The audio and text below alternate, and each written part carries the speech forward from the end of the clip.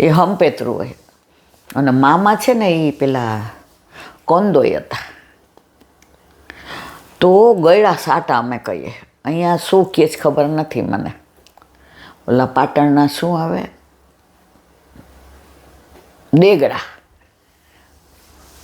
તો સૌરાષ્ટ્રમાં એને ગળા હાટા કહે. અને દશેરા એ બધાને ઘરે હોય.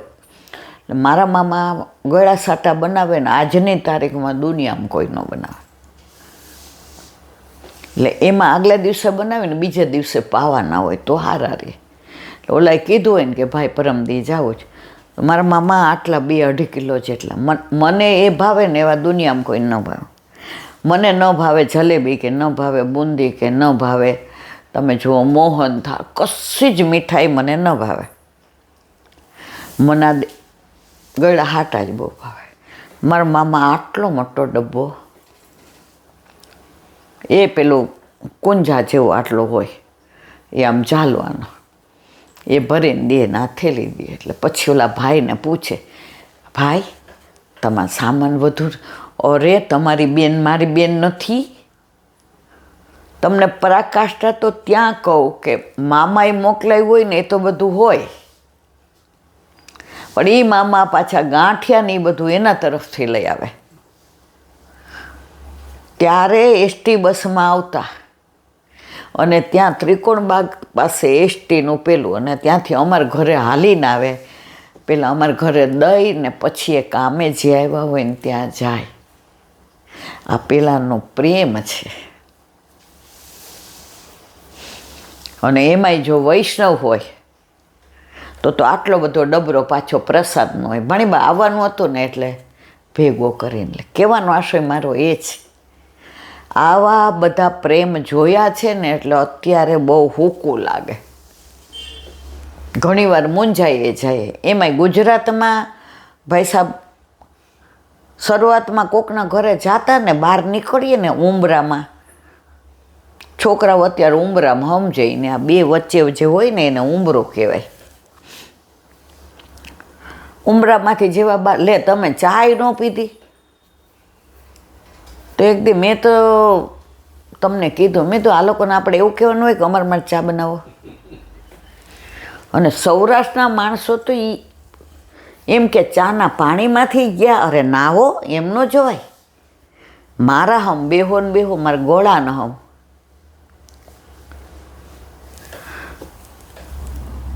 જેનો બંગલો અમારા ઘરની બાજુમાં, અને ત્યાં બ્રહ્મ સંબંધ લે બધા. મારી બા આમ કરે, મારા ગળાને હમ ના પાડો તો મારા ગળાને હમ બધાને લઈ આવે, જે બધાએ બ્રહ્મ સંબંધ લીધો હોય, આગલા દિવસનો ઉપવાસ હોય. પૂરી અને બટેકાનું છાલવાળું શાક, બાલીની બેન જોઈ રહે, બે પાણી ગ્લાસ પર મૂકી દે પાથર. મને જે દાજ ચડે, મેં કીધું આમને તો કંઈ કામ જ નથી. સમજણ નહોતી. અને મારી બા રાજી થતી હતી કે મારાથી બીજા મનોરથ થતા નથી.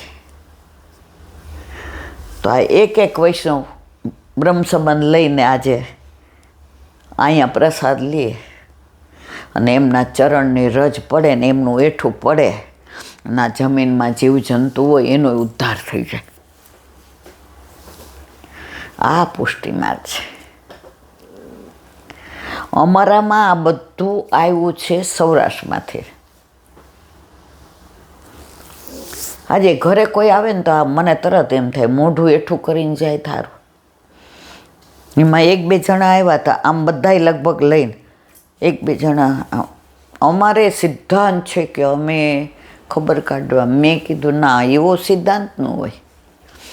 વૈષ્ણવ રાજી રે એવો કાંઈક તો લેવું પડે ને મારવાલા. તો પુષ્ટિ માર્ગમાં તમે વૈષ્ણવનો મનોરથ કરો ને, મુઠ્ઠી મગનો બધો મનોરથ અંદર આવી જાય. પણ આ બધી સમજણ નાનપણથી સૌરાષ્ટ્રમાંથી આવી. અહીંયા આ બધું હજી પણ હવે ટેવાઈ ગયા. હવે ગયા હોય ને માસીને મોઢું મીઠું કરાવો એટલે મિશ્રી દે મોઢામાં, આપણે રાજી થઈએ.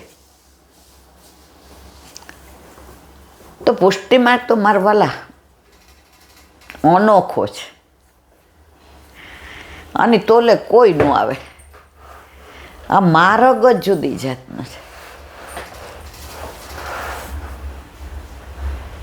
ગુસાઈજી ગોકુળમાં બિરાજતા હતા. હવે ગુસાઈજીને બધા ઉપર પ્રેમ અને બધા આચાર્યોને ગુસાઈજી ઉપર પ્રેમ. આ વાત અહીંયા કઈ છે કે નથી કઈ ખબર નથી, પણ ગોળ ગમે ત્યારે ખાઈએ મીઠો જ લાગે. હવે બધાય વૃંદાવનના સંતો 11 હોય એટલે ગોકુળમાં આવે અને રાતના 12 વાગ્યા સુધી સત્સંગ કરે. એમાં કુંજ, નિકુંજ, વન, ઉપવન, ગિરિકંદરા, દ્વાદશ કુંજ, બધા વૃક્ષો, એની વેલીઓ, પક્ષીઓ, એમાં મોરનો સ્વભાવ ને પોપટ, ગાય ને બધી ચર્ચાઓ થાય. અને બધાય નીકળે એટલે ગુસાઈજીને વિનંતી કરે, હવે આવતી 11 આપે પધારવાનું. જો દર 11 અમે બધા ભેગા થઈને આવીએ છીએ ને એટલે ગુસાઈજી હશે. હા હા,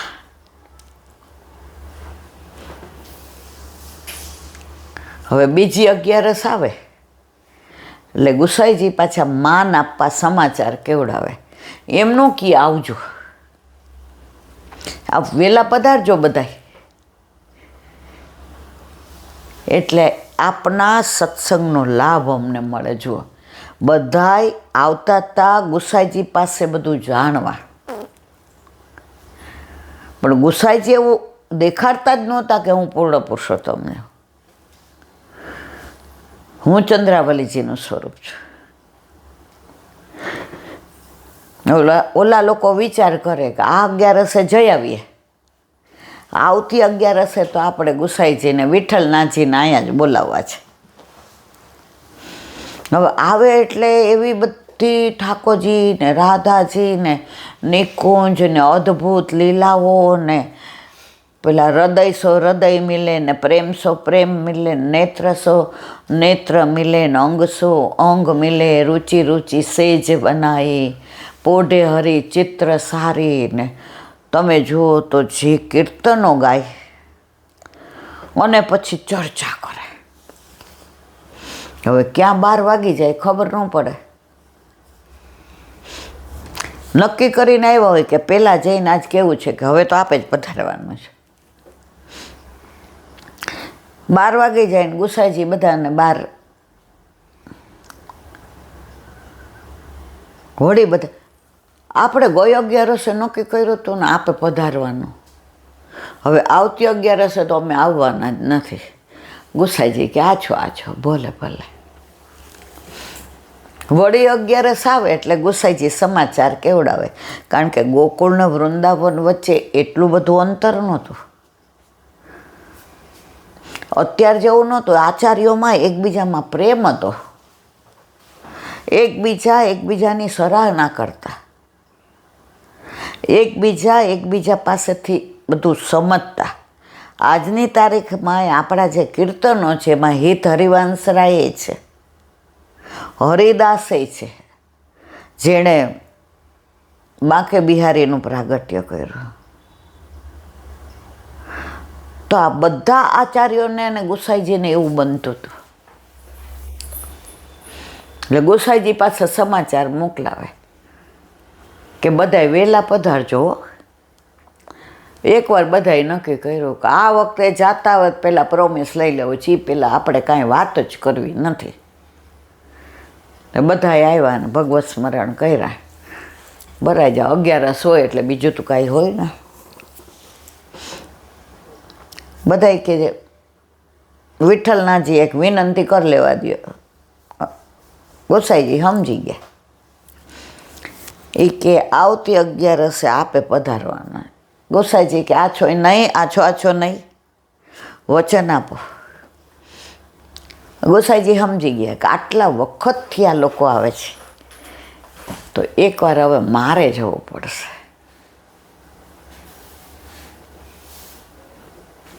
અગિયારસ આવી એટલે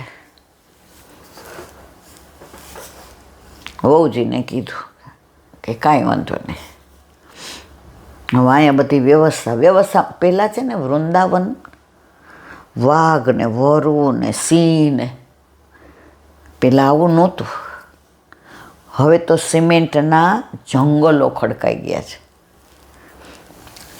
પહેલાં આવું હતું, જંગલ એટલે વન ને કુંજ ને નિકુંજ ને અંદર સિંહ, વાઘ, દીપડા બધું.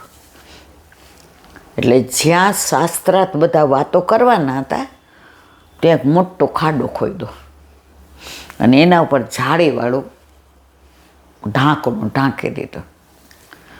એટલે ગુસાઈજી પધાર્યા એટલે બધા જે બોલાવી રાજી થઈ ગયા. જળની વ્યવસ્થા પણ 11 હતી એટલે ગુસાઈજીએ કીધું કે ના, હવે શાસ્ત્રાર્થ ને કીર્તનની રમઝટ, રાતના તો બિહાગ ને વડાણોના તમે જુઓ તો જે જમાવટ થઈ. એકાદું કીર્તન ગાયું ત્યાં બધાએ કહ્યું કે વિઠ્ઠલનાથજી એક વાત સાંભળો. કે શું? એ કે અહીંયા સિંહ બહુ આવે છે, એની ત્રાડ સંભળાય ને એટલે આની અંદર બધાએ વયું જવાના. અંદર દેખાય છે આ ખાલી આટલું જ, પણ આપણે બધા હમાઈ જાય ને એટલી અમે ગુફા જેવું કરેલું છે. ગુસાઈજી કે કાંઈ વાંધો નહીં. એટલે એક જણ બોલ્યું, બીક લાગે એ વયા જાય, ન લાગે એ બેઠા રહીએ. કે સારું. હવે જે જમાવટ કરી તો બધા ભૂલી ગયા કે રાતના કેટલા વાગ્યા છે, અને જે આનંદ આનંદ આનંદ. લગભગ 12 વાગ્યા હશે ત્યાં સિંહે ત્રાડ પાડી. જે બી સિંહની ત્રાડ સંભળાણી બધાય અંદર, ના બધાય બહાર બેઠા ગયા. એકલા ગુસાઈજી જ અંદર ગયા એટલે બધાય હસવા માંડ્યા. એટલે સિંહ જતો રહ્યો. ગુસાઈજી બહાર આવ્યા એટલે બધા કે આટલી બધી બીક લાગે છે કે સિંહની? એ કે હા.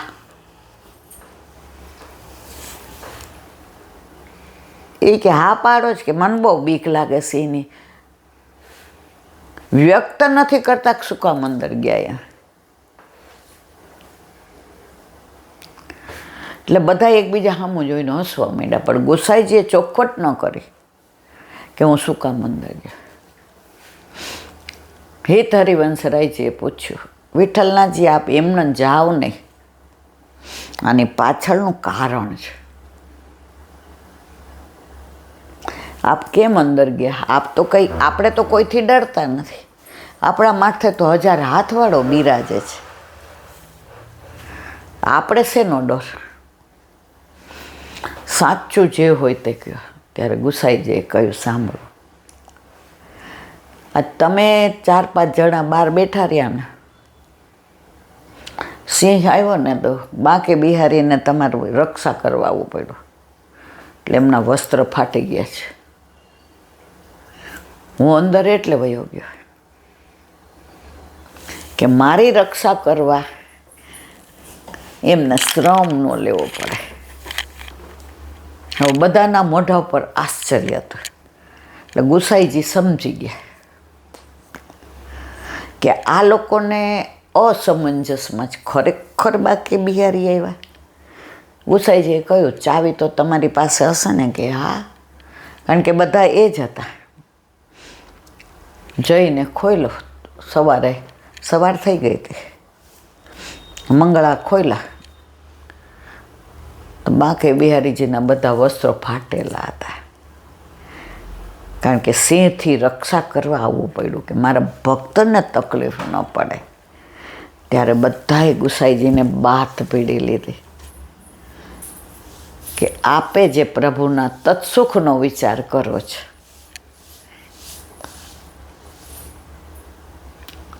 તો ગુસાઈજી આવા. આપણે પણ કાંઈ પણ હોય ને તો પ્રભુના જ તત્સુખનો વિચાર કરાય, નહીં તો ઓલા જેવું થાય. એક વૈષ્ણવ હતો, એ કે મને પ્રભુ ઉપર પૂરો વિશ્વાસ, મારું અહિત કરે જ ને.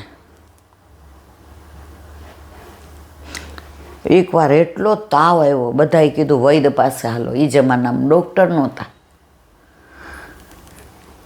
કોઈ ડોસીઓએ કીધું ડોસી વૈદામાં કે હું તમને ઉકાળો કરી દઉં. ના ના, ઠાકોરજી બચાવશે, ઠાકોરજી આવશે, બચાવશે. તો ગામમાંથી વૈદ આવ્યા. એ કે ભાઈ આ ફાંકી છે ને લઈ જા, સવારે હાવ હારો.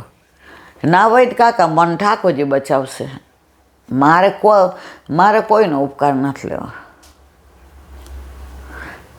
બપોર થયું તો એક બ્રાહ્મણ આવ્યા.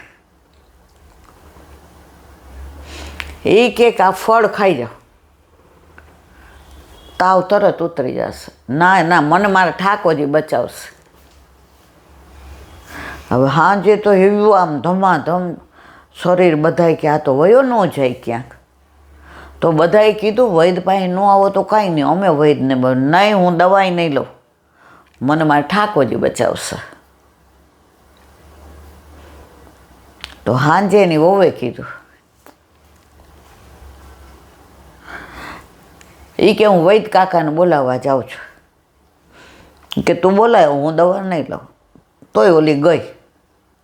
વૈદ કાકા આવ્યા ને જોઈને કે હમણાં ઓહડિયા પાઈ દો, ઘસવા માંડ્યા. એ કે કાકા જે કરો એ કરજો, હું દવા નહીં લઉં, મારા ઠાકોરજી મને બચાવશે. લીલામાં પહોંચી ગયો.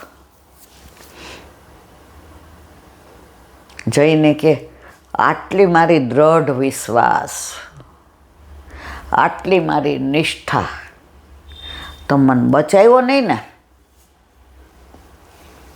મારો વિશ્વાસ ખોટો પડ્યો. ઠાકોરજી કે 3 વાર હું જ હતો, તને ઓસડિયા લેવાનું કીધું એ હું હતો, વૈદ આવ્યા એ હું હતો, બ્રાહ્મણ ફળ લઈને આવ્યા એ હું હતો. પણ તું તો એમ કે વેણું ધારી, પીળા પિતાંબરી ધારણ કરેલા, હાથમાં વેણું લઈને મધુરે મધુરે સવરે વગાડતા ઠાકોરજી આવે. પ્રભુ કોઈ પણ સ્વરૂપે આવે,